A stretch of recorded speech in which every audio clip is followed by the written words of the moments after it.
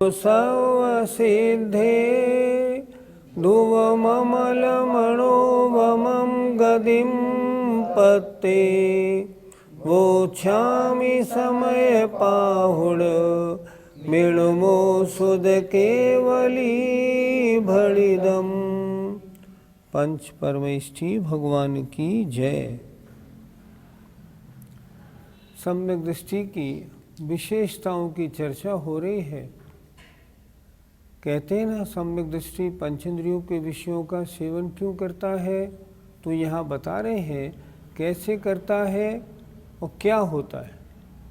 गाथा नंबर 206 निकालिए।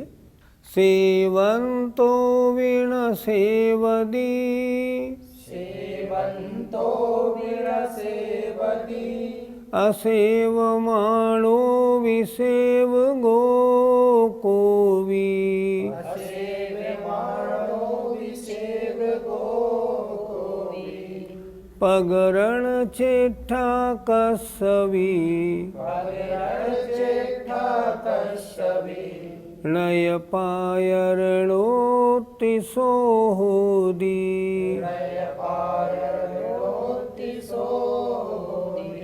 बोलो। सेवंतो वीण सेवदी, असेवमाणो विसेव गो कोवी, पगरण चेठा कसवी, नय पायरणोति सोहोदी। फिर बोले।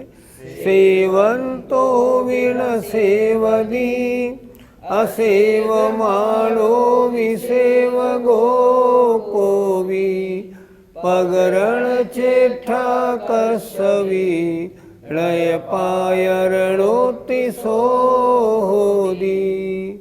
एक एक शब्द के अर्थ पर विचार करते हैं। सेवंतो भी, सेवन करता हुआ भी, न सेवदी, सेवन नहीं करता, और असेवमाणो भी, और सेवन नहीं करता हुआ भी, सेवगो, सेवन करता है कोई सम्यक दृष्टि जीव। क्या अर्थ हुआ? कोई सम्यक दृष्टि सेवन करता हुआ भी सेवन नहीं करता, और सेवन नहीं करता हुआ भी सेवन करता है। पगरण चेठा कसवी, कसवी किसी की पगरण कार्य संबंधी क्रिया होती है, दिखती है कि ये कार्य संबंधी क्रिया में लगा हुआ है, लेकिन फिर भी णय, किंतु नहीं होता, पायरणोत्ति, कार्य करने वाला वह नहीं होता है। क्या बताना चाह रहे हैं?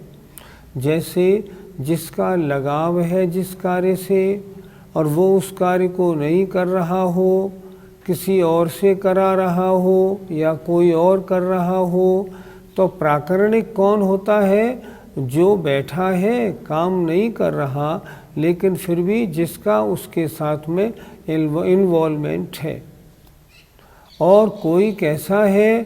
सेवन नहीं कर रहा है, फिर भी सेवन करता है, यदि उसका इन्वॉल्वमेंट है तो। दो बातें बहुत अच्छी तरह बताई। देखें, सेवन करता हुआ भी, सेवन तो भी न सेवदी, सेवन नहीं करता, और असेवमाणो भी, सेवन नहीं करता हुआ भी, को भी माने कोई सम्यक दृष्टि सेवन करता है। पगरण चेठा कसवी, कसवी किसी की कार्य संबंधी क्रिया तो होती है, निर्णय किंतु नहीं, पायरणोति, कार्य करने वाला वह किंतु नहीं होता है। वो कार्य करने वाला नहीं होता, क्योंकि कार्य करते हुए भी उस कार्य के साथ उसका जुड़ाव नहीं है। बहुत अच्छी तरह से स्पष्ट किया है।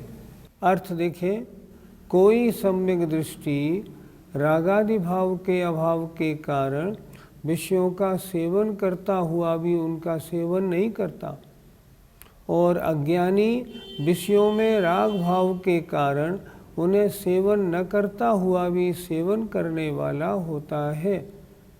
जैसे किसी पुरुष की कार्य संबंधी क्रिया तो होती है, किंतु वह कार्य करने वाला नहीं होता।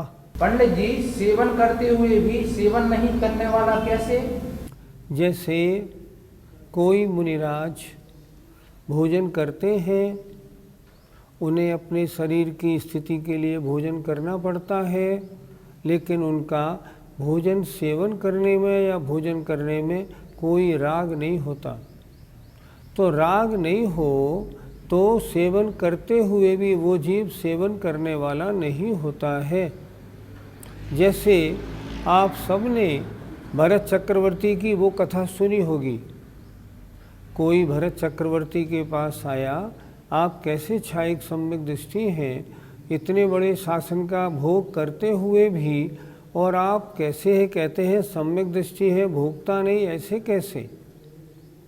तो आपने सुना होगा, उन्होंने उससे कहा एक दीपक ले जाओ जलता हुआ, घी पूरा भरा हुआ है, और मेरी सारी रानियां रनवास को देख के आओ। लेकिन एक बात ध्यान रखना, दीपक बुझ गया या घी फैला तो वहीं तुमको फांसी दे दी जाएगी। वो व्यक्ति उसको लेके और सब जगह गया, सारे रनवास में घूम के 1.5 घंटे बाद आया। महाराजा भरत ने पूछा, क्यों, मेरे महल कैसे लगे? उन्होंने कहा, महाराज महल मेरे आँखों के सामने आए तो सब, मैंने देखे नहीं। क्यों? मुझे लौ की चिंता थी, घी की चिंता थी। तो सेवन करते हुए भी राग न होने के कारण वह सेवन करने वाला नहीं होता। ऐसा उदाहरण इसमें दिया है।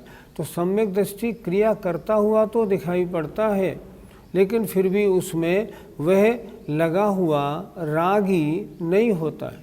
पंडित जी, सेवन नहीं करते हुए भी सेवन करने वाला कैसे? जिसकी शादी हो रही है वो दूल्हा घर में बैठा है, लेकिन सब सैकड़ों लोग उस काम में लगे हुए हैं। तो जो काम में लगे हुए हैं उन किसी को शादी का मज़ा नहीं आ रहा, लेकिन जो अकेले में बैठा है अपने घर में, दूल्हा है, सारा काम करने का आनंद उसका आ रहा है कि देखो तो मेरी शादी कैसी हो रही है। वो सेवन नहीं कर रहा, फिर भी वो सेवन करने वाला है। हम यूँ भी समझ सकते हैं, जैसे मान लो राजा अपने महल में बैठा है और उसकी सेना बाहर लड़ रही है। अच्छा, अब लड़ाने वाला कौन? राजा। लेकिन राजा कर तो कुछ नहीं रहा। तो सेवन नहीं करता हुआ भी जितना पुण्य और पाप सेना की लड़ाई में लग रहा है, उसका भागी कौन होगा? उसका भागी वो राजा होगा। आजकल हम क्या देखते हैं, कोई एक उद्योगपति है, वो उद्योगपति अपने ऑफिस में बैठा रहता है और बैठे बैठे कंप्यूटर से वो अपनी 50 फैक्ट्रियों की पूरी जानकारी रखता है। अच्छा, 50 फैक्ट्रियों के नफ़े और नुकसान का मालिक सेवन करने वाला कौन? वो उद्योगपति। लेकिन वो काम करने वाला है क्या? नहीं है। लेकिन नहीं करते हुए भी करने वाला वो है। अगर कहीं कोई गड़बड़ होगी उसका भागी वो होगा। नफ़े नुकसान का मालिक और आनंद कौन है? आनंद उसको होगा। इसी तरह सम्यक दृष्टि है, वो सेवन करते हुए भी सेवन करने वाला नहीं होता। और किसी अच्छे कार्य की बात करें, मान लो अगर चिंतन में आया, ओहो भगवान की दिव्य ध्वनि कैसी खिल रही होगी, तो बैठा तो यहाँ है और अगर आनंद ले रहा है सीमंदर स्वामी का, तो वो यहाँ बिना क्रिया के भी सीमंदर स्वामी की वंदना के पुण्य का भागी हो जाता है। इसी तरह जिसका जहाँ लगाव होता है वहाँ उससे उस तत्संबंधी बंद होता है। अगर लगाव नहीं होता, तत्संबंधी बंद नहीं होता। पंडित जी, ज्ञानी और अज्ञानी की क्रिया में क्या अंतर होता है? ज्ञानी जीव करते हुए भी करने वाला नहीं होता है और अज्ञानी जीव नहीं करते हुए भी करने वाला होता है। दोनों में बहुत अंतर होता है। ज्ञानी को गृहस्थी में रहता है, गृहस्थी संबंधी सारे कार्य करता है, लेकिन उसकी गृहस्थी में रहने की इच्छा नहीं होती। उसके संवेग भाव है, संसार से अरुचि है। इस कारण क्या होता है, करते हुए भी वो उसका भोगने वाला नहीं होता। ज्ञानी ऐसा होता है। अज्ञानी क्या होता है, दूसरे लोगों को भोग भोगते हुए देखता है, उनके अच्छे बुरे का चिंतन करता है, इनका ऐसा हो जाए तो अच्छा है, ये भोग मुझे मिल जाए तो वह उन भोगों को नहीं भोगता हुआ भी भोगने वाला होता है। तत्संबंधी उसको पाप बंद हो जाया करता है। जिस भोजन को हम करते हैं उसी भोजन को मुनि महाराज करते हैं। मुनि महाराज करते हैं अपने शरीर की स्थिरता के लिए, ताकि मैं अपने रत्नत्रय का साधन कर सकूं। सम्यक दृष्टि जीव। और जो अज्ञानी है वो करता है भोग भोगने के लिए। तो दोनों में महान पुण्य पाप का अंतर होता है। ये ज्ञानी अज्ञानी की क्रिया में फर्क है। पंडित जी, सम्यक दृष्टि भोग नहीं चाहता, फिर मिलते क्यों हैं? सम्यक दृष्टि के शुभोपयोग रहता है। वो निरंतर जिन धर्म कार्यों को करते हैं बड़े उपयोग पूर्वक करते हैं। 700 पुण्य का बंद करते हैं, और उस 700 पुण्य का बंद होने के कारण जितनी भी संसार की विभूतियां हैं उनके चरणों में आती हैं। वो चाहते नहीं, उन्हें भोग की वांछा नहीं, लेकिन सांसारिक सारी सुख सामग्रियां ये पुण्य के पीछे दौड़ती हैं। और सम्यक दृष्टि ही वास्तविक पुण्य का कर्ता होता है। इसलिए नहीं चाहते हुए भी चक्रवर्ती बनता है, तीर्थंकर बनता है, 63 शला का पुरुष बनता है। सारे पद बड़े बड़े सौधर्मेंद्र वगैरह पद उसी को मिलते हैं। इसलिए सम्यक दृष्टि भोग नहीं चाहता, लेकिन सम्यक के साथ में जो उसके 700 पुण्य का बंध होता है उसके कारण सारी सांसारिक विभूतियाँ उसके पास स्वयमेव आती हैं। पंडित जी, तब उन विभूतियों को भोगेगा तो क्या भोगने वाला नहीं होगा? बड़ा अच्छा लिखा है पंडित दौलत राम जी ने 6 ढाला में। गेही पे गृह में न रचे, जो जलते भिन्न कमल है, नगर नारी को प्यार यथा, कादे में हेम अमल है। गेही पे गृह में न रचे, गृहस्थी है लेकिन सम्यक दृष्टि गृहस्थी में रहता हुआ भी घर में रचता पचता नहीं। जैसे कमल का पत्ता पानी में है लेकिन फिर भी पानी में रहते हुए भी पानी से छुबता नहीं। कभी पत्ते को पानी में से निकालो, सूखा निकलता है। क्यों निकलता है? पानी में रहते हुए भी पानी के साथ संबंध को प्राप्त नहीं होता। जैसे वेश्या है, दिखाती है आपके साथ उसका बड़ा प्रेम भाव है, लेकिन वास्तव में उसका प्रेम भाव आपसे नहीं पैसे से है। उसी तरह सम्यक दृष्टि जीव क्रिया करता हुआ तो दिखाई पड़ता है, लेकिन वास्तव में क्रियाओं के साथ लगाव नहीं होने के कारण वह उनका करने वाला नहीं होता। वो उसे करनी पड़ती है। करना अलग चीज़ है, करना पढ़ना अलग चीज़ है। कोई बच्चा है मंदिर नहीं जाता, पिताजी उसे डांट के मंदिर भेजते हैं। वो मंदिर गया ज़रूर, वहाँ आकर उसने 3 परिक्रमा लगाई और लौट के आ गया तिलक लगा के। पिताजी तिलक लगाया आया, लेकिन मजबूरी में गया था, इसलिए उस कार्य के करने के बावजूद भी वो उस कार्य के करने वाला नहीं हुआ। ये ज्ञानी की दशा ऐसी होती है, सांसारिक कार्यों को करते हुए भी वो उनका कर्ता नहीं होता, वो अपने को उन सबसे भिन्न अनुभव करता है। गाथा 206 का पद्यानुवाद देखिए। लोभोग भोग कर भी मुनि हो न भोगी, भोगे बिना जड़ कुधि बन जाए भोगी। इच्छा बिना यदि करे कुछ कार्य त्यागी, करता कथम फिर बने पर का विरागी। जो अन्य के साथ नहीं राग रखता है वह करते हुए भी करता नहीं होता। आइए गाथा नंबर 207 देखते हैं। पोगल कम्मम को हो, पोगल कम्मम को हो, तस् विवागो दयो हवदिये सो, तस् विवागो दयो हवदिये सो। न द्वेष मध्य भावो जानग भावो दुअहमिको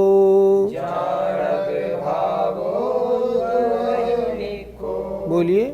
पुगल कम्मम को तस् विभागो दयो हवदियेषो न द्वेष मध्य भावो जानग भावो दुअहमिको पुगल कम्मम को तस् विभागो दयो हवदियेषो न द्वेष मध्य भावो जानग भावो दुअहमिको।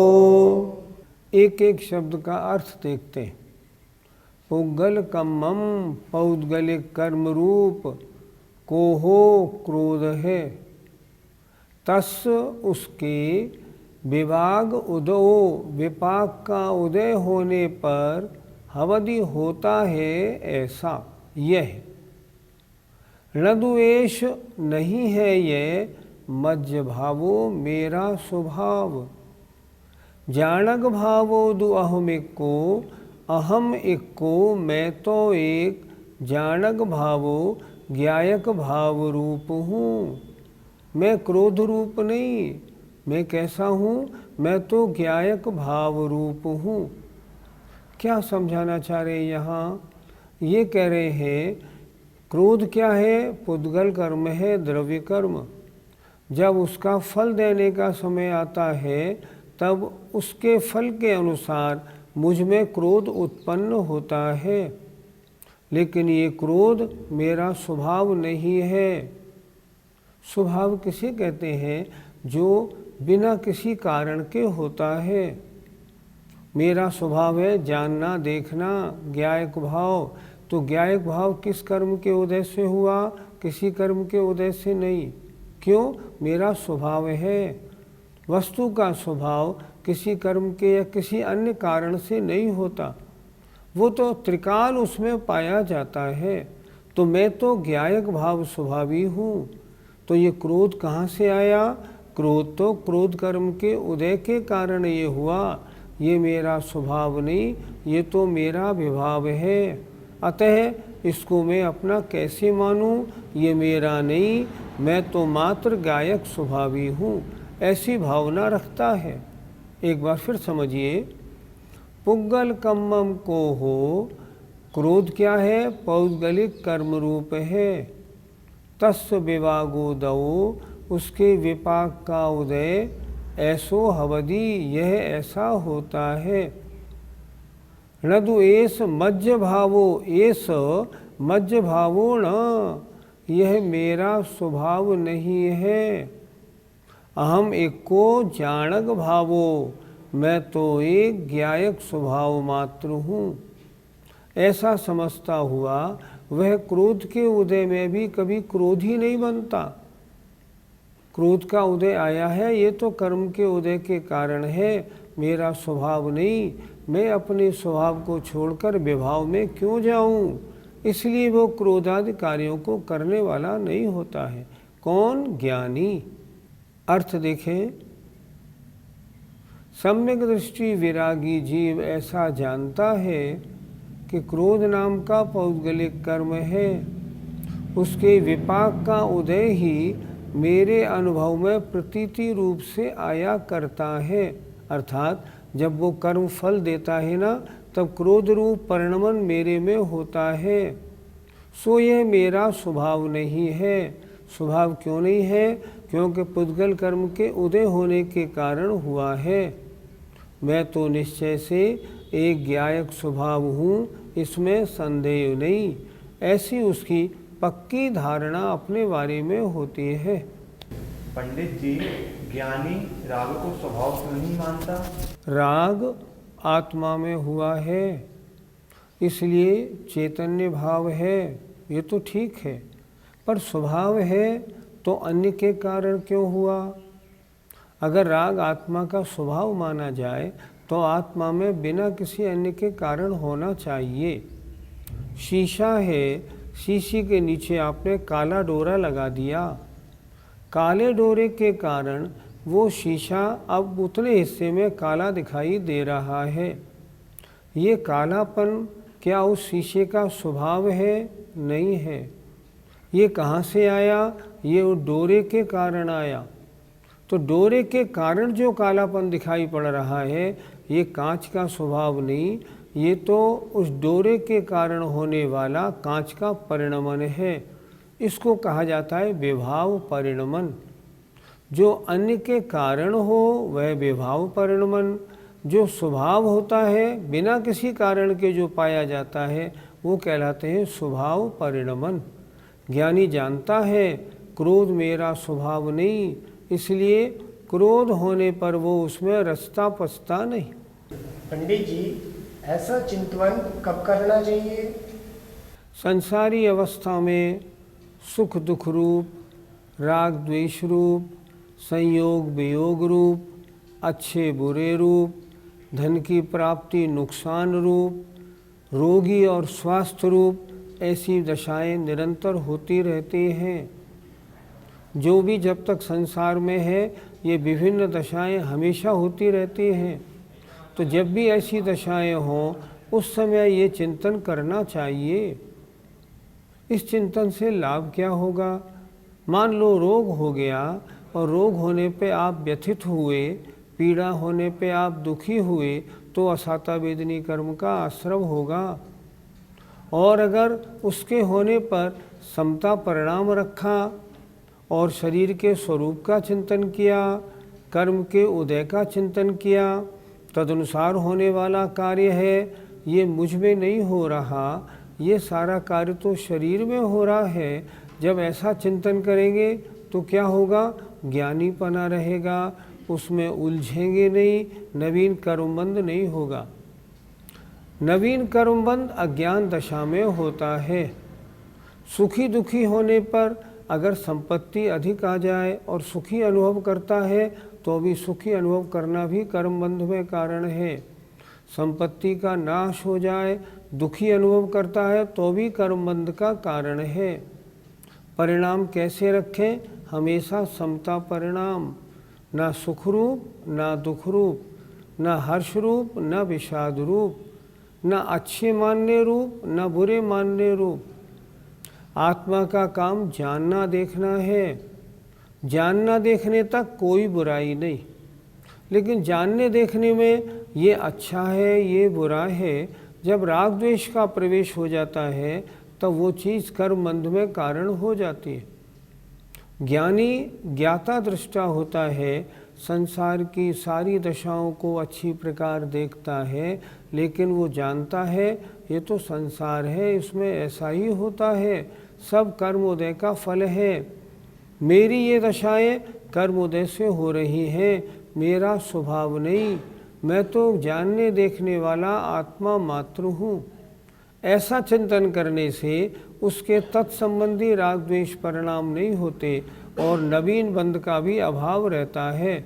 इसलिए ज्ञानी हमेशा ऐसा ही चिंतन करते हैं। ज्ञानी हमेशा ऐसा ही चिंतन करते हैं और इससे उनके नवीन कर्मबंध नहीं होता। और अज्ञानी तो वस्तु का प्रसंग उपस्थित न होने पर भी निरंतर गलत ध्यान में परिणति करता रहता है।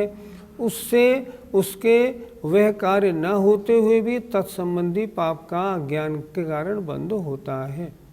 गाथा 207 का पद्यानुवाद देखें। होता यदा उदय पुद्गल क्रोध का है, तो भाव क्रोध उगता रिपुबोध का है। होगा नहीं ये विभाव स्वभाव मेरा, ज्ञानी निरामय निरा नित में अकेला। दूसरी पंक्ति देखें। तो भाव क्रोध उगता रिपुबोध का है। जब पुद्गल क्रोध का उदय होता है तो भाव क्रोध उत्पन्न होता है, जो शत्रु है ज्ञान का। अर्थात उसके होने पर ज्ञान समाप्त हो जाता है। जय जिनेन्द्र। इस कार्यक्रम के पुण्यार्जक परिवार है Shri Parasnath re rolling mills limited, Durgapur 1, Bardhaman, Paschim Bengal. Amita Jain, wife of Anil Kumar Jain. Sangeeta Jain, wife of Vipin Kumar Jain. Manak Chand, Kamla Devi, Rakesh, Neetu, Rishabh, Saumya एवं आयुषी मुशरफ। B123, Sethi colony, Jaipur, Rajasthan. श्री जनार्दन प्रसाद जी, श्रीमती पतंती देवी, मुकेश कुमार, साक्षी, ईशा, मोना खंधार, श्री किशोर खंधार, श्रीमती सुषमा खंधार, परिमल खंधार, अहमदाबाद। शुल्लक 105 श्री ज्ञान सागर जी महाराज की पुण्य स्मृति में श्रीमती शांति देवी छाबड़ा, पटना, बिहार। ईसरी पारसनाथ एवं उनके पुत्र पुत्रवधू श्री अशोक उमा, पटना। श्री विनोद बबीता, गुवाहाटी। श्री सुनील शालू, पटना। ब्रह्मचारी संजय भैया, ईसरी। श्री अभय मेघना, चंडीगढ़। श्री आलोक मेघना, वडोदरा।